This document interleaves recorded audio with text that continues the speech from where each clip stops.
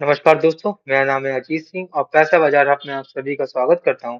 आज हम बात करेंगे मीशो के आईपीओ साइज के बारे में।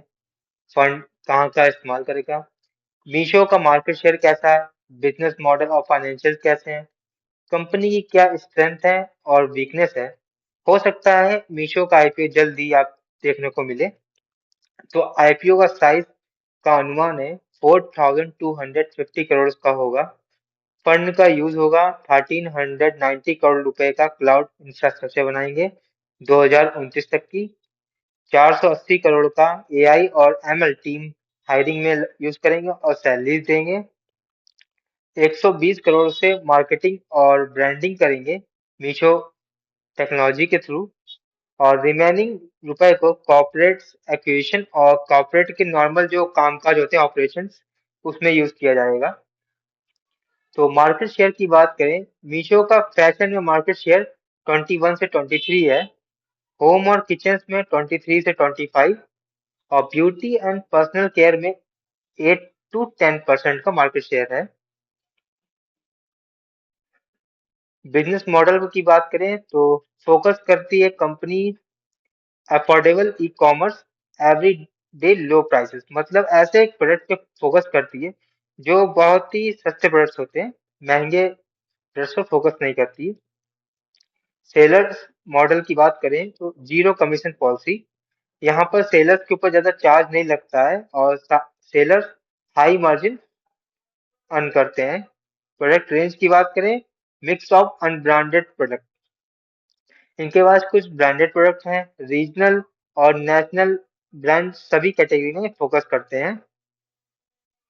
स्केल की बात करें तो 2025 में 19.87 करोड़ एक्टिव यूजर थे और 183.44 करोड़ के ऑर्डर इन्होंने डिलीवर्ड किए हैं, हाईएस्ट जो कि हाईएस्ट है इंडिया के अंदर। अफोर्डेबिलिटी फोकस, तो इनकी बात करें, कंपनी की एवरेज ऑर्डर की वैल्यू थी 2023 में 336 की, जो कि 2025 में हो गई है 274 रुपीज की। तो वॉल्यूम थोड़ा सा गिरा है लेकिन ग्रोथ अच्छी है कंपनी में। कंपनी की स्ट्रेंथ की बात करें तो एसेट लाइट मॉडल है, कंपनी कोई भी फैक्ट्री ब्रांड या लॉजिस्टिक में इन्वेस्ट नहीं करती है, केवल ऑपरेशन मैच करती, तो कॉस्ट इफिशिएंट है। हाई कंज्यूमर ट्रस्ट, कंपनी के ऊपर कंज्यूमर का बहुत ही अच्छा ट्रस्ट है क्योंकि फास्ट रिफंड कर देती है। अगर हम एवरेज टाइम ले रिफंड का तो एक 1 आवर 14 मिनट्स में रिफंड कर देती है। 155 करोड़ प्लस रेटिंग है, लोगों ने रेट किया है और 34 करोड़ प्लस रिव्यूज मिल रखे हैं। तो इससे इनका पता चलता है कि इन्होंने स्ट्रॉन्ग क्रेडिबिलिटी बिल्ड कर रखी है।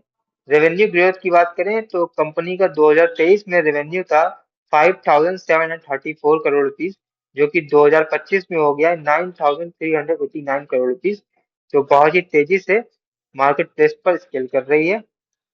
नेट लॉस की बात करें, 2024 में इनका लॉस हल्के हल्के घट रहा था, लेकिन 2025 में हुआ ये कि कंपनी हायर एक्सपेंशन कर रही है और टेक में स्पेंड कर रही है, जिसकी वजह से इनके लॉस फिर से बढ़ने लगे।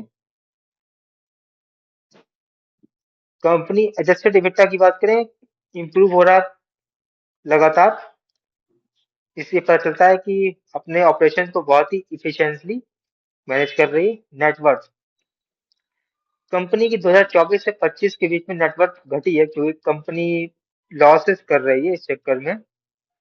अब हम कंपनी की वीकनेस की बात करें तो लगातार लॉसेस कर रही है। 2015 से कंपनी का नेगेटिव कैश फ्लो है लगातार। हाई सीओडी डिपेंडेंस, मतलब कैश ऑन डिलीवरी पर कंपनी की बहुत ज्यादा डिपेंडेंसी है, 75% इनके ऑर्डर हैं वो कैश ऑन डिलीवरी दिए जाते हैं, तो रिस्क बढ़ जाता है फेल्ड होने का और इनकी कॉस्ट भी बढ़ जाती है इससे। रिटेंशन चैलेंज, तो होता ये बायर्स और सेलर्स दोनों को लॉन्ग टर्म के लिए रिटेंशन नहीं कर पाते, मतलब कि रख नहीं पाते हैं प्लेटफॉर्म पे, वो दोनों ही जल्दी भाग जाते हैं। Third party logistic risk, company के पास कोई अपनी लॉजिस्टिक सर्विस नहीं है। Company third party logistic service use करती है, तो एक्सटर्नल डिलीवरी पार्टनर्स पे ये लोग ज्यादा निर्भर हैं, और इसी की वजह से कई बार इनके इशू बढ़ जाते हैं।